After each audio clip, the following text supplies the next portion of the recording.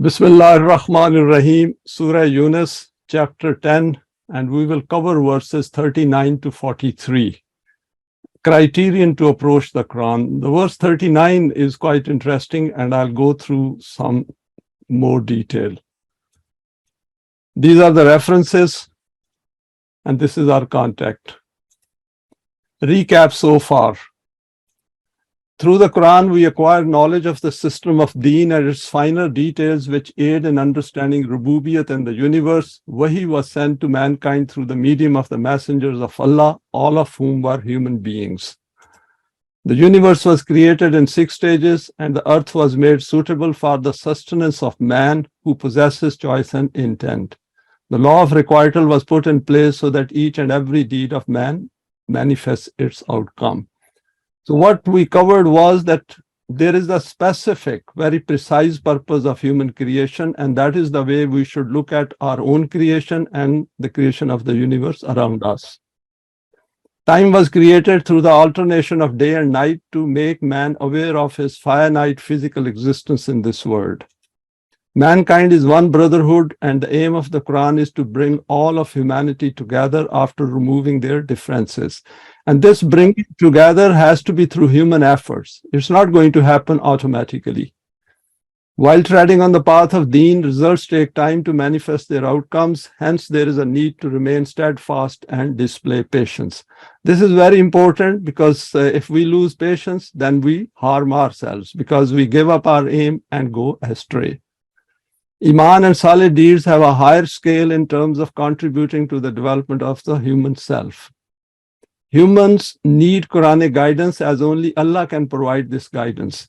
We have gone through this aspect a number of times that there is no guidance built within us. So we need external guidance, and the Quran provides precisely that guidance because it is coming from Allah. As we covered in our last presentation, that Quran is not a product of human intellect. The Quran is al-Haq. Humans always follow Zan without the guidance of Allah's book. The Quran cannot be the product of the human intellect, as the human mind cannot make decisions without introducing its own emotive and intellectual bias. This is an important point through which we went through it last time, but just to re-emphasize that whatever we do without the guidance of the Quran, we will see that there will be a shade of our own emotions, intellect, and our own desires. Without the Quran, human beings function on relative values, while the Quran defines the framework of Deen as a system within the permanent values. Now let us look at the first verse for our today's presentation, 1039, 3 ways to approach the Quran. Bal kazzabu bima lam yuhitu bi ilmihi wa lamma yatihim tawiluhu kazalika kazzabal lazina min qablihim fanzur kaifa kana aqibatu zalimin. It is not that these people have reached this conclusion after knowledge and insight that the Quran is not from Allah.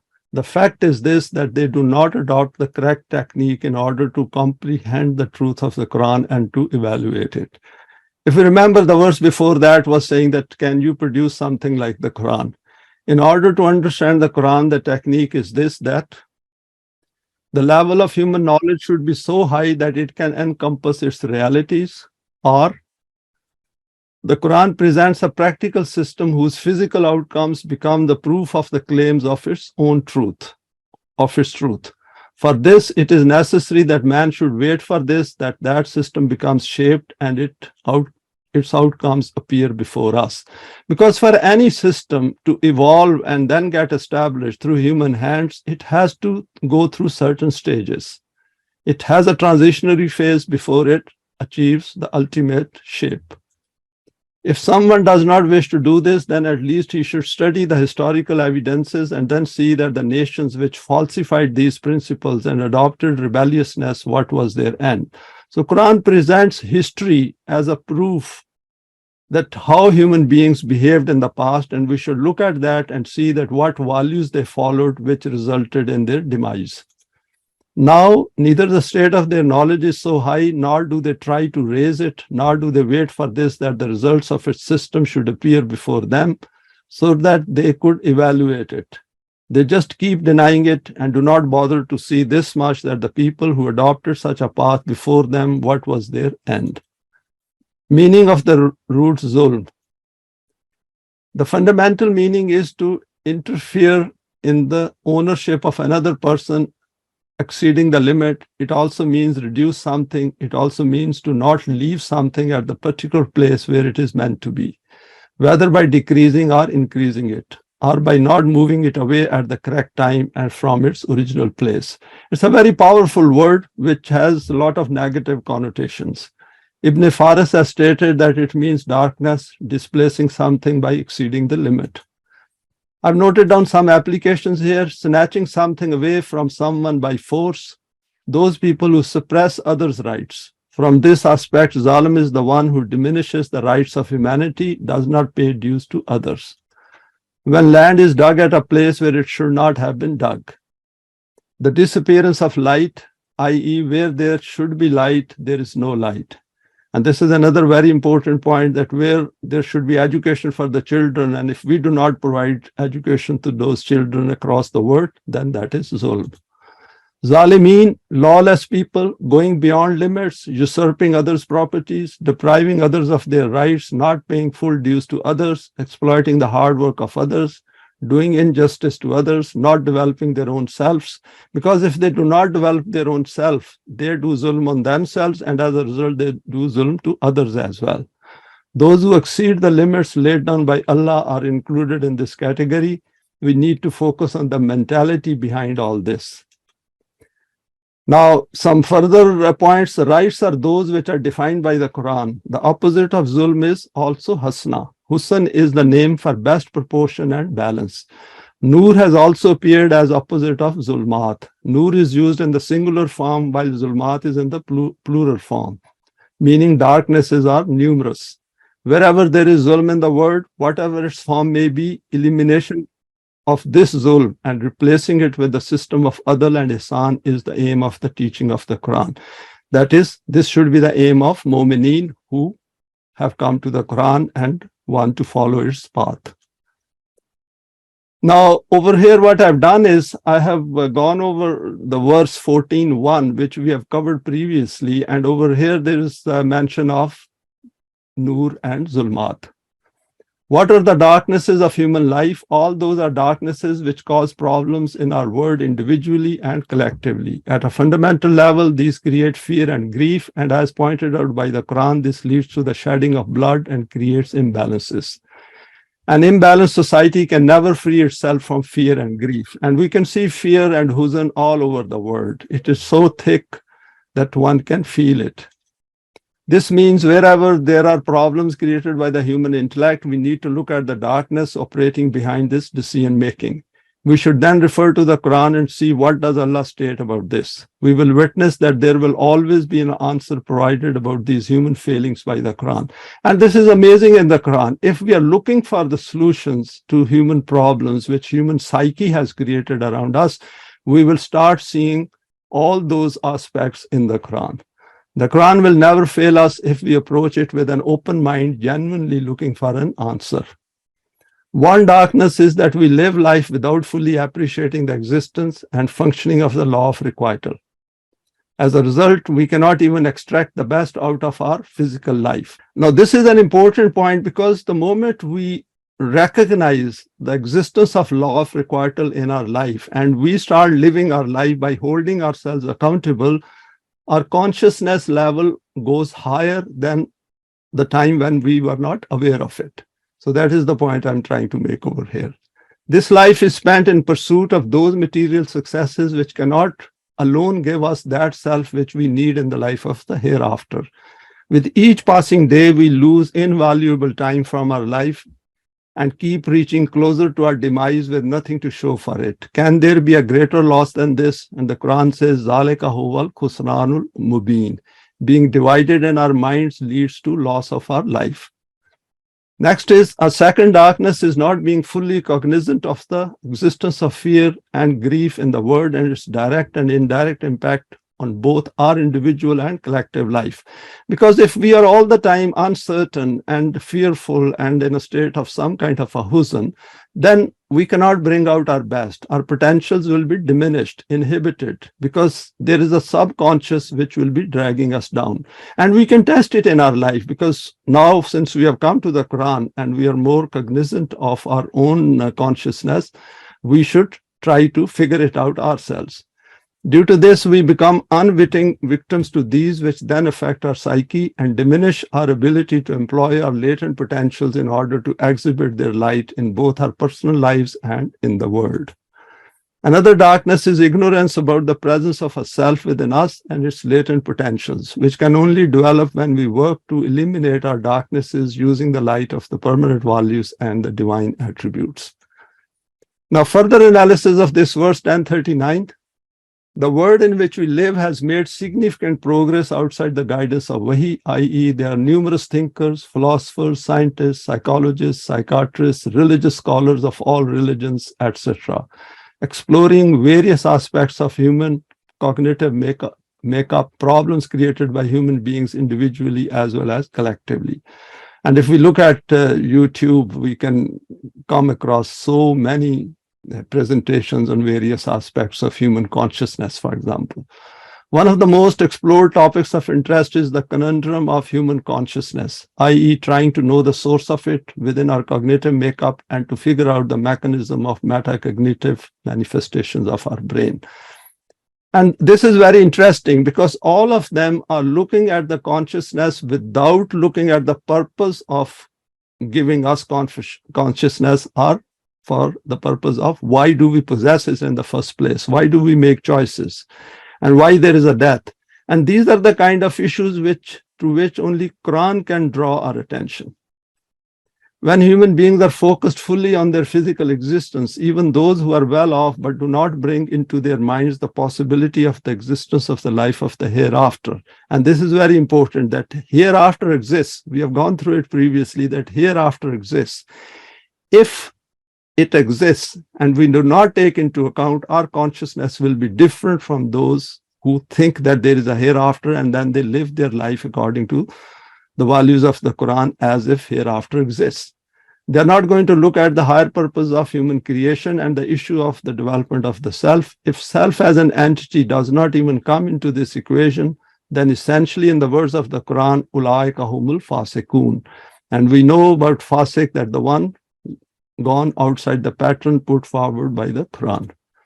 The Quran here presents 3 steps to be considered by anyone who wishes to enhance their understanding of its guidance. This is going back to the verse. Let's look at the next slide. Further analysis. Firstly, question the environment and the world around us and the way in which it is functioning. If we do not find anything wrong with it, then our quest for Quranic guidance ends here. Quran, yes, academically it has some value, but if we are looking for solution and we want to develop our own self, then this is the approach Quran is asking us to adopt, because it is there to solve the problems created by the human intellect without the guidance of the Quran. So that is something which should be in our mind all the time. However, if we wish to take it forward and question the injustices around us, then we need to go into further details and then see what is the verdict of the Quran on the man-device systems. For example, Quran has stated, Zahar al-fasadu fil barri wal bahri bima kasabat aydin nas le yuzikahum ba'dallazi amilu la'allahum yarji'un. That the trouble, the problems around in the human world created by the human intellect, we are supposed to not only find out the evidence, then we should look at it, that why these problems are created in the first place. This sums up our word in 2022. When we say man-device systems, we need to look at the functioning of the world in every respect. For example, the capitalist system in its every form and garb, the socialist, communist system, the religious systems which have total rule over human cognitive potentials. I added this religious systems because these also exist through the human thinking process, because these may not have a land as such unless there is a theocracy and some piece of land. But these have influence on billions of people across the globe, driven by fear of hell and the fear of God, which they have created their own. And we know that through the Quran, this fear of hell and fear of Allah disappears. Because once we know the reality and we know our responsibility and we know that everything is in our hand, then we become fearless, because then we know all the laws which are governing human conduct on this planet. And this aspect will be covered in our next presentation in more detail. God is assumed to behave like a tyrant in the world. An unbiased intellectual pursuit of Haqq will reveal the Quranic guidance to us, and we will see the details of its deen. Secondly, the Quran invites us to follow the path after accepting its guidance. The consequent change to our inner self and its outlook will become an evidence of its being Haqq, and this will be strengthened through salih deeds and when we come together to form a Jamaat. Then this will gradually gain strength, and this will be the empirical evidence of being on Sirat-e-Mustaqim. Establish a system based on deen and then see the truth of the Quranic values. Quran has emphasized again and again when it says that Ya ayyuhallazina amanu, those who have become a Jamaat, who have come together for this purpose. And these are forming stages initially in which one has to work together and come together and keep discussing things together and then removing the differences. Some more observations there. Thirdly, the Quran draws our attention to look at human history and see what kinds of systems of theirs led to their destruction. See how much emphasis Quran is asking us to put on the history itself, that what happened to previous nations. Then it quotes some examples from history known to the Arabs of that time and asks them to reflect on the causes which these people pursued before their decline and ruin. Generally, it is said that history repeats itself. This is in relation to following that path of life in which nations pursue self-interest rather than the interest of the whole of mankind. The law applicable here is, as noted in Surah Rad, وَأَمَّا مَا يَنْفَعُ النَّاسَ فَيَمْكُثُ فِي الْأَرْضِ, that if we make an effort, then what is good for mankind, that remains on earth, meaning that if we make efforts in this direction, then results are bound to come. For the benefit of Mu'mineen, the Quran has asked us to become conscious of this fact that وَإِن تَتَوَلُّوا يَسْتَبْدِلْ قَوْمًا غَيْرَكُمْ ثُمَّ لَا يَكُونُوا أَمْثَالُكُمْ. And it's very interesting that at that time in the state of Medina, these warnings were issued to Muslims. And of course, these are for all those who are going to come after that, after the day of judgment. If you turn back, he will replace you with another people, then they will not be like you. Replacement could be worse or better. So this is important for us to understand that replacement could be worst. If we create hell, then out of hell, worse people will come on the top. And then, of course, we will suffer more. So option of sitting and doing nothing is really not an option for those who come to the Quran. So they need to go through the procedure which Quran has given to us so that they can come together and remove their differences in the first stage. Depending upon the character of this nation, for this we need to look at history and the kind of people who replaced Muslims and non-Muslims in the world. Now, over here I've drawn a simple schematic to sum up these 3 points. Now, these points are not to be taken individually, these should be taken together. All 3 could be addressed at the same time, and we can pick them up and understand them together. First is man-devised world. If we are dissatisfied and looking for direction, then we should look for this. Know as much as possible about the world which is created solely by human intellect. Then compare and contrast with the system of deen using rational approach and reasoning. Analyze the truths in the Quran and question, can human intellect think like this? Can human intellect create world without fear and huzn? Next is unsure about the Quranic teaching. Just try following its value system at an individual and collective level and observe the cognitive change in your own self. Then pose a question, could I or we acquire this vision and insight without the Quran? And this is important. We should look at our own self and the development which has taken place within us and all those around us who are on the same path, that could we get it without the Quran? Establish the system and then see its life-giving results covering both the physical domain and self-development. Next is look at human history critically using the Quranic value system and the value system followed via man-devised laws. What is the end of those who reject the permanent values? Then re-examine the system of deen. After employing all these approaches, study the Quran with a view to finding solutions to the problems created by the human intellect. So Quran is not saying that there is an end point on this struggle. There is no end point, because life of a moment is an eternal life. So at a self level, this life goes on beyond death. So we should stop looking for any end point in physical terms. And that is an important message from the Quran. The first point noted over here is ultimate reality of the purpose of human creation can only be one. Until our own perceived reality understands this as explained in the Quran, we cannot create a self which can come to grips with the system of deen. The Quran details all the constituents of the whole reality of human existence, his eminence, and the purpose of his life. I will state over here something very important which came to my mind when I was putting these slides together, that there is an ultimate reality which exists as Sirat-e-Mustaqim, as permanent values, divine attributes in the Quran. And we have our own real self at a point. So we should try to bring our own self to that higher level of eminence and loftiness where we fully grasp this ultimate reality of human existence, which Quran has called Khulqun Azim. And unless we acquire that, if there is a difference between the two, and the greater the difference, more dissonance we will have. As we reduce the distance between the two, the gap, if we bridge that gap, we will see that a stage will come where we will understand and come to grips with the system of deen conceptually. And that is the point which all of us have to acquire so that our differences disappear, so that we see the reality which the Quran is asking us to see clearly through evidence. Two important aspects of human psychology. وَمِنْهُمْ مَنْ يُؤْمِنُ بِهِ وَمِنْهُمْ مَنْ لَا يُؤْمِنُ بِهِ وَرَبُّكَ أَعْلَمُ بِالْمُفْسِدِينَ. If they adopted this procedure to evaluate the Quranic realities, then some people among them will definitely accept Eimaan in this. But those people in whose intention there is malice and their only intention is to create chaos, that is fasad, such people will never accept Eimaan. Your Rabb knows well who such people are. وَإِن كَذَّبُوكَ فَقُلْ لِي عَمَلِي وَلَكُمْ عَمَلُكُمْ أَنْتُمْ بَرِيئُونَ مِمَّا أَعْمَلُ وَأَنَا بَرِيءٌ مِمَّا تَعْمَلُونَ.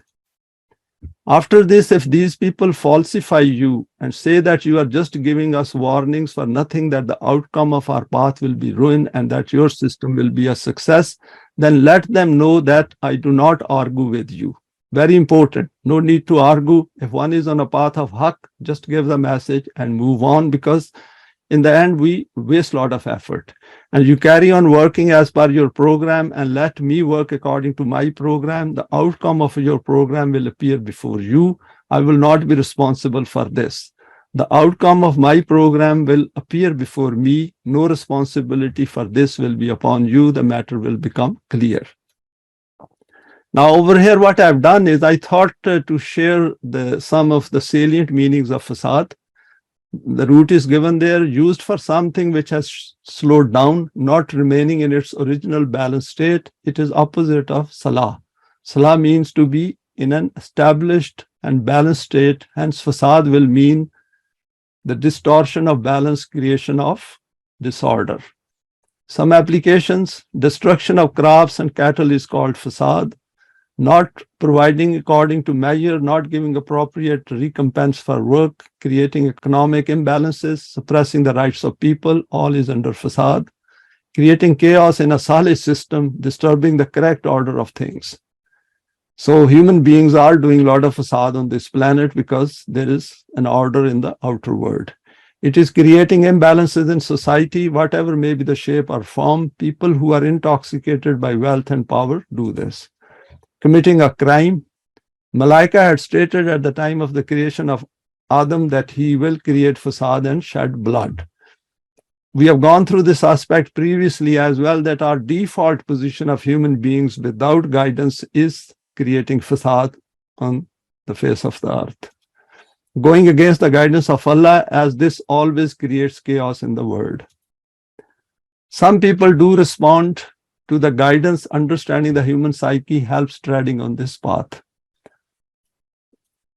First is, as we know, the Quran also calls itself Al-Furqan. That is, it is a tool. It gives us knowledge which can differentiate between haq and batil, and invites us to develop this attribute within our psyche to be able to differentiate between haq and batil and judge own self, mu'mineen and all others. It has declared emphatically that in view of the seriousness of your creation, keep reminding yourself, لِيَكُونَ الرَّسُولُ شَهِيدًا عَلَيْكُمْ وَتَكُونُوا شُهَدَاءَ عَلَى النَّاسِ. The messenger, that is the system, is witness on you, and you in turn are witness on mankind as to their conduct. The facade which we see in today's world is because we do not have mu'mineen in the world. There is no one there to guide them and tell them and hold them responsible. And people in power, because might is considered as right, so people in power do not hold themselves accountable. They have this quasi type of a UNO, but we all know who controls UNO. In another verse, Quran says, وَكَذَلِكَ جَعَلْنَكُمْ أُمَّةً وَسَطًا لِتَكُونُوا شُهَدَاءَ عَلَى النَّاسِ وَيَكُونَ الرَّسُولُ عَلَيْكُمْ شَهِيدًا. So if there is no ummah, then of course there is not going to be peace and freedom from fear and huzn in the world. Thus made you an ummah with balance so that you can be a witness on mankind and the messenger a witness on you. Structure of Deen Islam is defined here. So one should keep it in mind that judging each other is part of human makeup. We might say that we cannot judge, but that is not true. We should come to terms with this, that all human beings, they make some kind of an opinion on each other. Over here, Quran is saying that the law of requital helps us to judge others and judge our own selves as well. And Quran clearly defines limits within the permanent values, and as a result, we acquire that kind of a self which is accountable, which holds itself accountable as well as then looks at others as well. So this is something which we should keep it in mind. Even at a psychological level, this is not an easy task, declared to be an uphill task by the Quran. To accept this intellectually and create determination within us that we will remain firm on this and never be willing partners in crime and injustice. Developing an extremely high level of discernment within ourselves that the world will not change unless we change in the light of the Quran, and striving hard on this path together to establish the system of Deen, with absolute conviction based on evidence that human misery will never end until this system takes birth and becomes established. Now, further reflections on these two verses. There is an important point in verse 1040, وَرَبُّكَ عَالَمُ بِالْمُفْسِدِينَ. Here Allah has warned us as Rabb that these people do not want the system of Rububiyat. Hence, think through their behavior and attitude towards life. Such people will have no concern about the yatim and miskin in the world. Instead, they will be the ones who contribute to their exploitation. So when Allah says that as a Rabb, He is aware of them, that means mu'mineen are also aware of this, that who are the mufsideen in the world. Under the second verse, 2 points stand out. Firstly, draw a clear line of differentiation with these opponents of Rububiyat, whether visible or hidden. Visible are easier to pick up. It is the hidden part about which the Quran emphasizes again and again. When we will come to Surah Tawbah, you will see that all these things are made clear. And declare to them your own intention and goal of life. This is a requirement of our Eimaan, that we let others know about the seriousness of our purpose of life. Removing ambiguity is part of strengthening of Eimaan. Secondly, once we have decided on our direction of life, then pursue this goal earnestly and with full focus, with no doubt or suspicion about own paths being haq. Because if we are in doubt and suspect whether our path is correct or not, then we cannot give our best. We will all our life, we will remain in that, and we will never come together. We will always have differences with each other. And these are serious issues which prevent from bringing our best out in our life. The last part of the verse is asking us to be crystal clear about the state of our Eimaan. وَأَنَا بَرِيٌّ مِمَّا تَعْمَلُونَ. That is very clear statement is made over here from the lips of Rasulullah sallallahu alaihi wasallam, that I know what is my path and I know your path as well. And I am totally free from what you do, and I hold myself responsible for what I do. We are completely free of any responsibility for your deeds, no sympathy or compassion when the outcome of your deeds arrives. Two views of life need our attention. Now over here, I've again drawn a small schematic which brings out a very important point. Physical life of man is a journey of the body as well as of his self. If we are journeying through our life by just considering our existence to be in the physical domain, which is the case in most cases in this world, i.e. brain dead, that is when we die and we cease to exist, then we have only grasped the finite side of our existence. If that is our outlook of life, that the life will end with death, and even if we say that there is a hereafter, but we live our life and behave as if it will end with death, then we are essentially thinking that life is not going to go beyond death, because we haven't even recognized ourselves. Because it is only through the Quran that we recognize ourselves in the first place. Our self only catered for the physical side of its journey and has failed to address its own needs. If I haven't even discovered my own self, then how am I going to address its needs? Because first step is then to find out what are its needs. The Quran draws our attention repeatedly to the higher aspect of our existence related to the life of the self. Physical death, and if we die in that stage, what do we expect in the hereafter? Because we haven't got the self or the deen of the hereafter. Do we want our life to end with death? And that is our choice. Here, Quran has given us the choice that do we want ourselves to go beyond death, or we do not want it to have any further life? And that is the question which Quran asks us to consider seriously. At the level of ourself, we watch our body going through a one-way street of growing continuously old, which is signposted by the changes taking place in our facial appearance, changes in the body, our movement, vulnerable side of our physicality. We know we all grow old, and as we are growing old, we can see the changes taking place in our appearance, in our body, in our strength, and particularly one will notice that one crosses something like 60 years of age. As the body is journeying through this finite earthly journey, we remain aware of the journey of our self's growth or decay in relation to the passing time. In relation to the requirements of the life of the hereafter, which is precisely based on the permanent values of this life as per the Quran, have we questioned the purpose of our creation? The events in this life based on the law of requital, the issues facing humanity and their causes, the cyclic issue of human history, and then looked at the Quran and its value system. I know our members on this platform know all this because we have gone through it previously as well. So this is for those who are going to go through these slides later on. New phases of human self's journey, new opportunities, new worlds ready for exploration. So if we have come to the Quran and we have taken the maximum benefits within the constraints of the system in which we live, then of course we have acquired that eminence, we have got that loftiness, we have understood the system of deen, and we work together by removing the differences for this common aim. And of course, the first stage is to understand the Quran. And over here, what I've done is I've continued this stage with this arrow. Over here, this comes to end as far as the human self is concerned. Despite hearing words remaining deaf.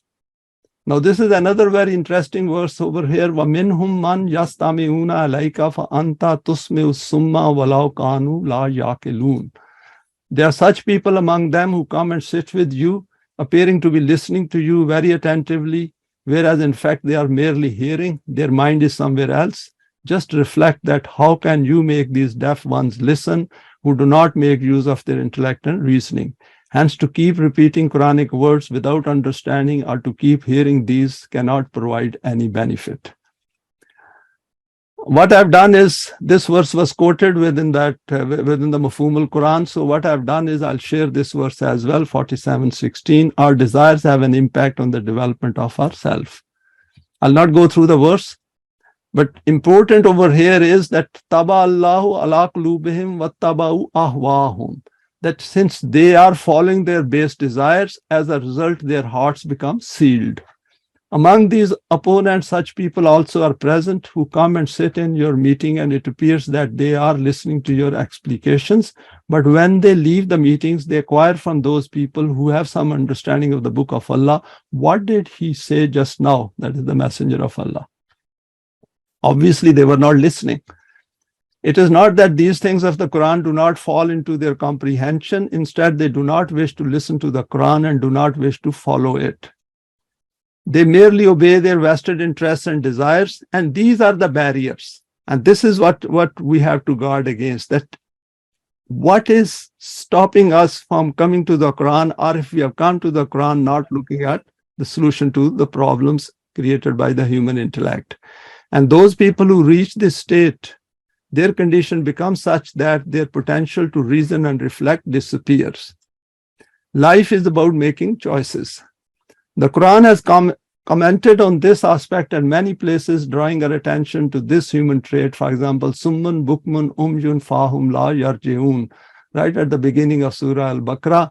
And another verse, Quran says, Summun, Bukmun, Umyun, Fahum, La Yaqilun, that these people are deaf and dumb and also blind. And they are not literally deaf, dumb, and blind. But Quran over here says that they are not listening to the message of the Quran.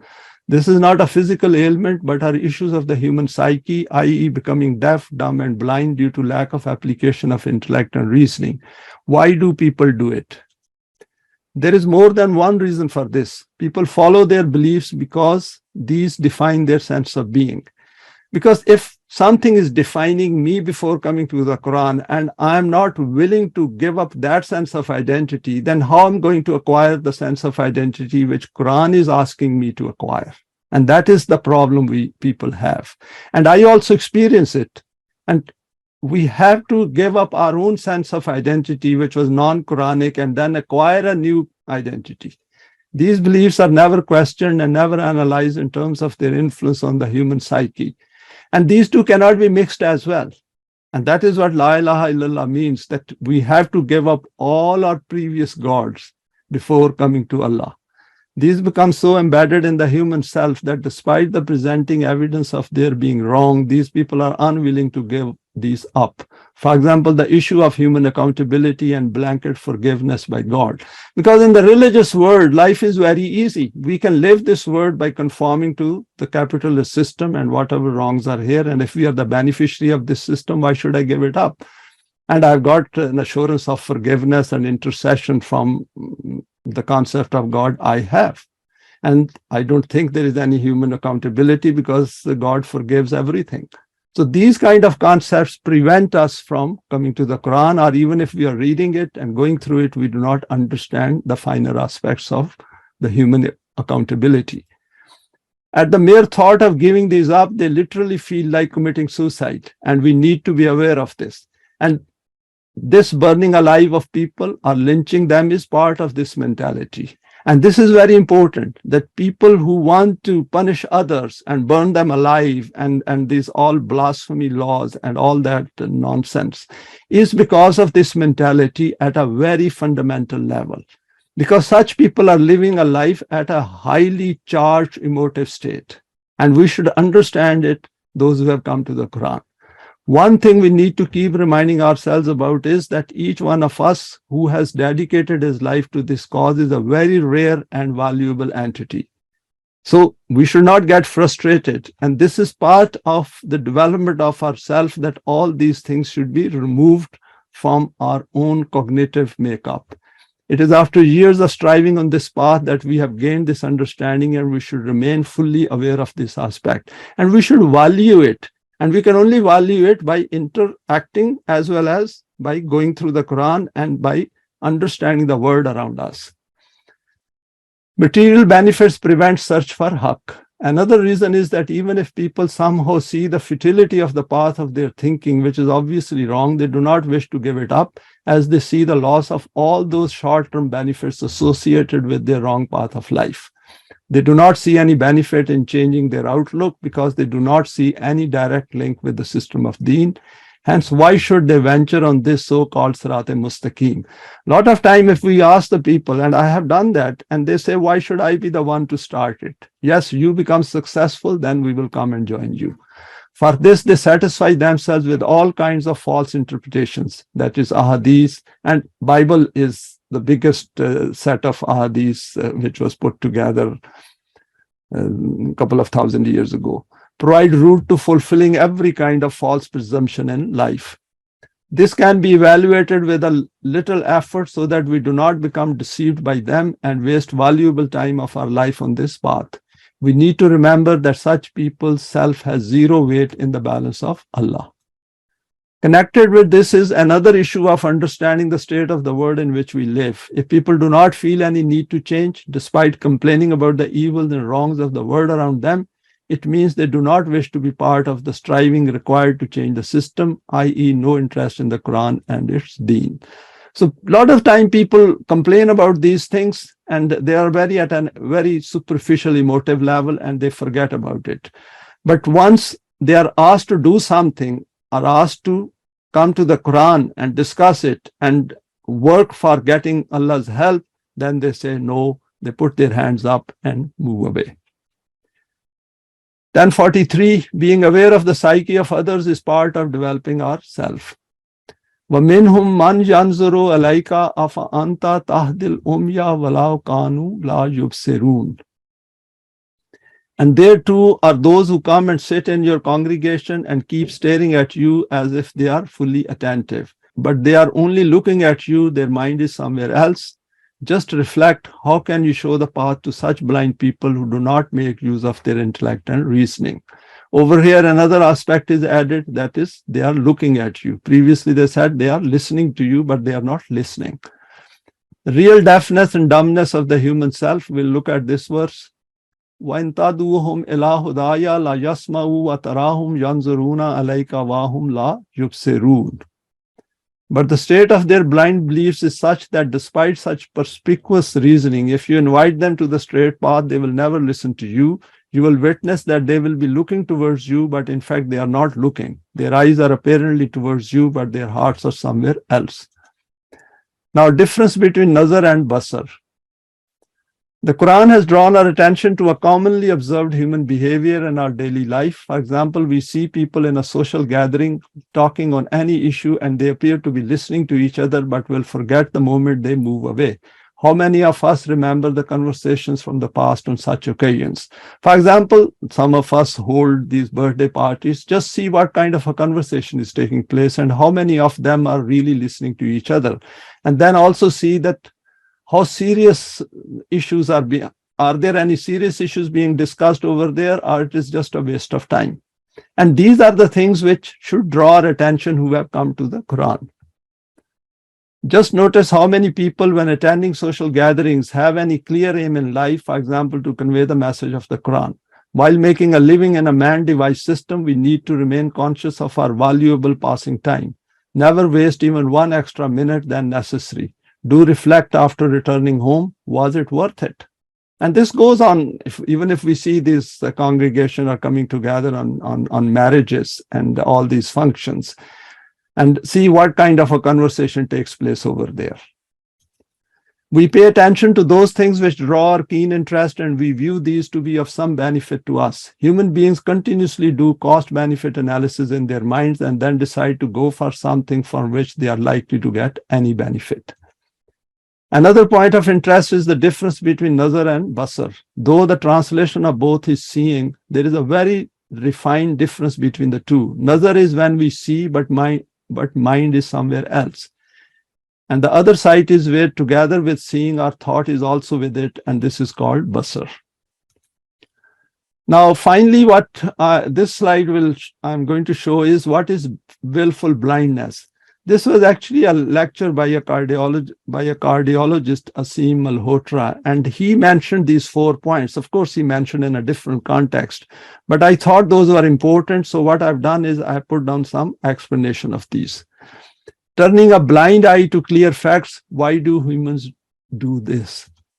First is they feel safe in doing this, do not wish to rock the boat, comply with the system in place, and thus support its injustices. In Quranic terms, they become complicit in its crimes.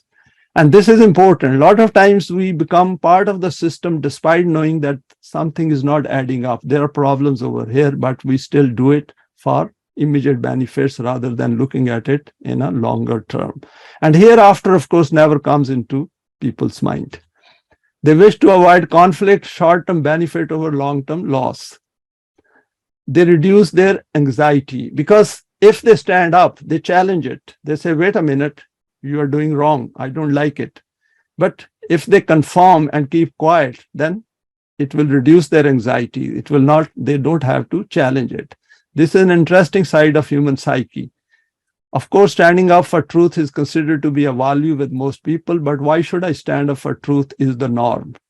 For example, most Muslims accept that Rasulullah sallallahu alaihi wasallam did not belong to any sect. I will say again, for example, most Muslims accept that Rasulullah sallallahu alaihi wasallam did not belong to any sect, and it is a fact. He was just a mu'min and a Muslim as defined by the Quran. But all these Muslims do not wish to leave their respective sects. And I've done it. I've talked to many, and even on forums questioned them, but none of them is willing to leave their own sect and then proclaim, say, I have left my sect. I'm just a mu'min and a Muslim, just like Rasulullah. They wish to protect their self-defined prestige. The system of Batil has given some higher status, respect, fame, etc. By remaining quiet and ignoring Haqq, I can continue to have this hard-earned prestige. Why should I lose it? In all these aspects, the life of the hereafter, the issues of poverty, exploitation, slavery, injustices, the higher purpose of life, etc., if these ever emerge as a thought, then this willful blindness will make these issues disappear. All kinds of self-justifications will surface in human hearts and minds and replace with the benefits of the man-devised systems. This continues till these human beings die. And Quran says, Al-Hakumut Takasur Hatta Zurtumul Makabira, that you, in the pursuit of physical benefits of this life, you forget the higher purpose of life, you forget the needs of yourself, and what happens is there is nothing in the hereafter. Whole families, institutions, nations, world become willfully blind, and this is the state of planet Earth in 2022. And with that, I come to the end. Thanks for your time and for sharing this today. And feel free to please share it with your contacts. You may like to subscribe for future talks related to the Quranic system of Deen.